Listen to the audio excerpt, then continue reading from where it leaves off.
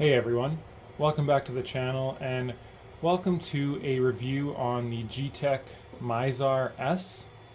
I'll start by saying I don't plan on doing a lot of reviews on run-of-the-mill Ender 3, i3 style printers like this. They're just the same thing over and over and over again.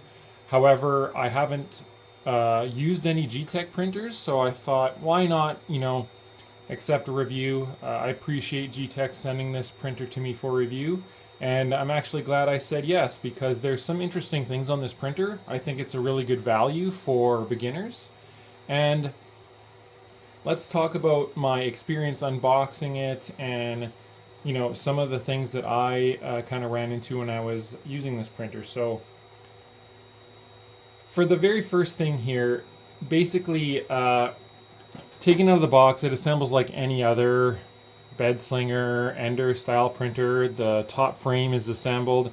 You just have to attach it with some 2 bolts.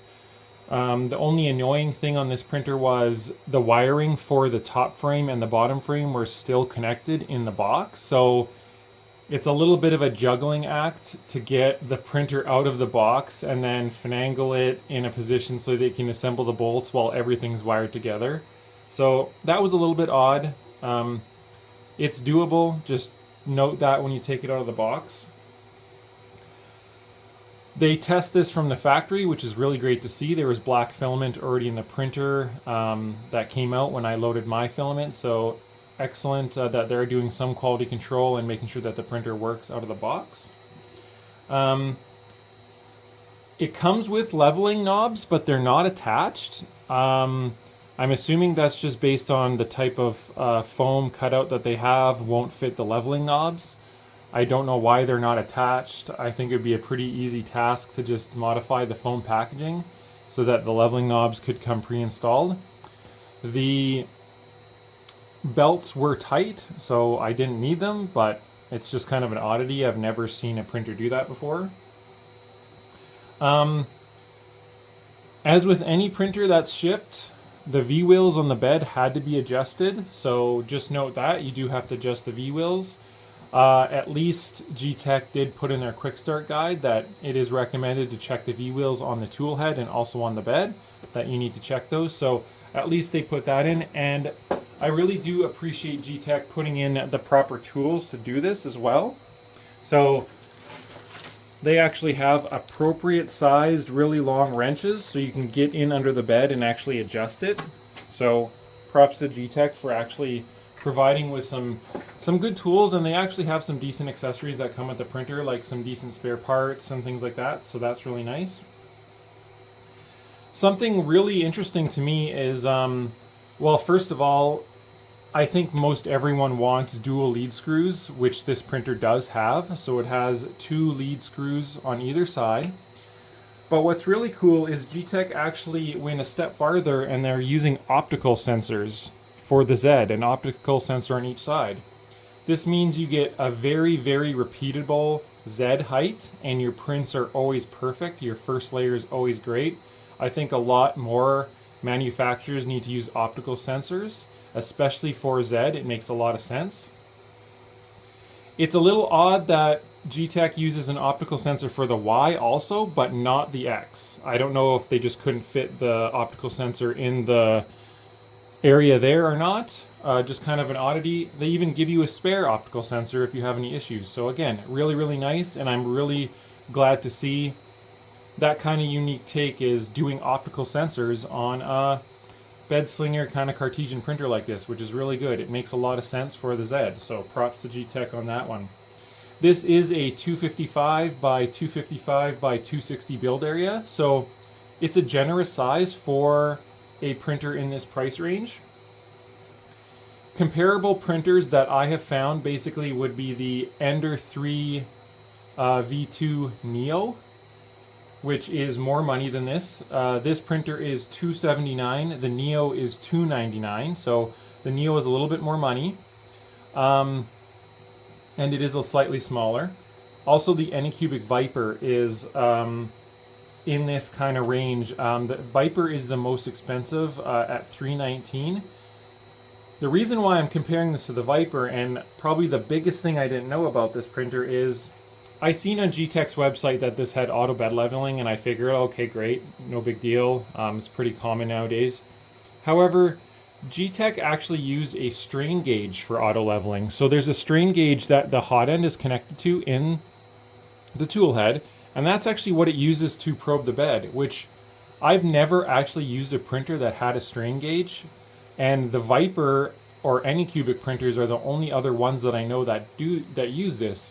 So that a strain gauge is generally more accurate than a probe or a mechanical type probe. So I thought that was actually really neat, and I was very surprised about that, especially at the price range. Like I say, this is $279.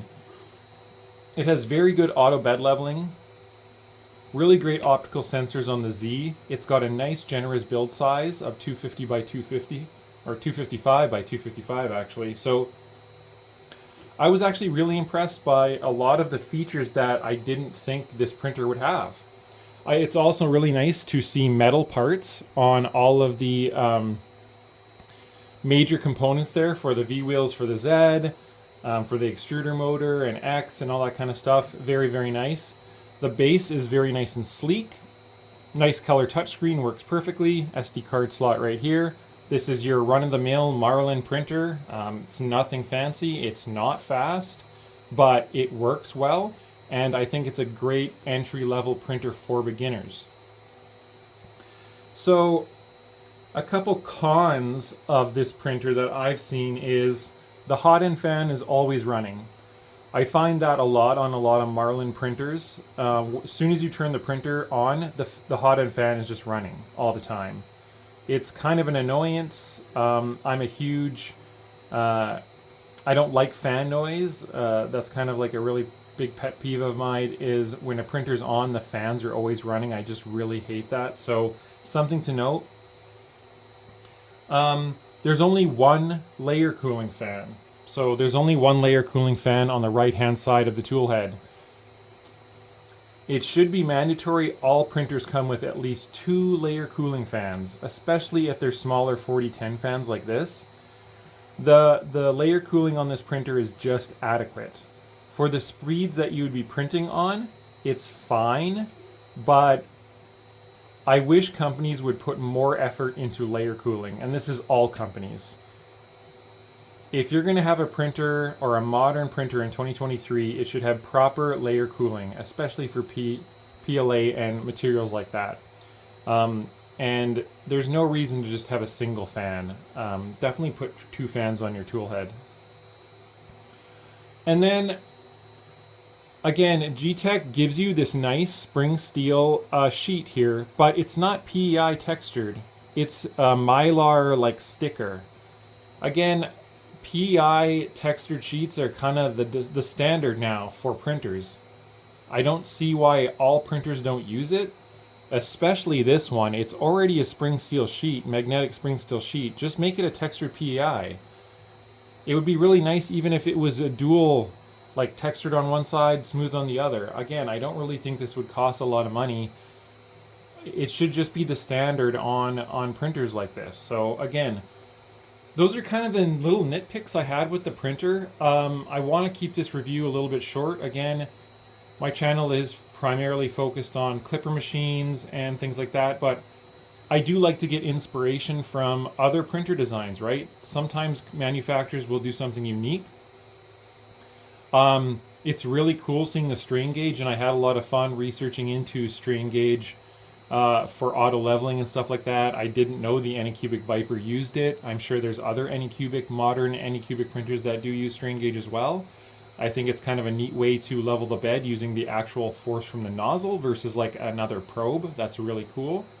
I really do like the optical sensors on Z. I think it should be a mandatory thing on any printers that are going to be leveling the Z. And I like that there's 2. There's one for each side so that you know your X is always nice and level to the parallel to the Z. So not much else I can say. Pretty standard printer. It is quite a decent price, $279 US for this printer. So definitely check out the link below if you want to check out this printer. And again, I thank Geeetech for sending this for review. Thanks everyone. If you have any questions or comments, feel free to leave them below.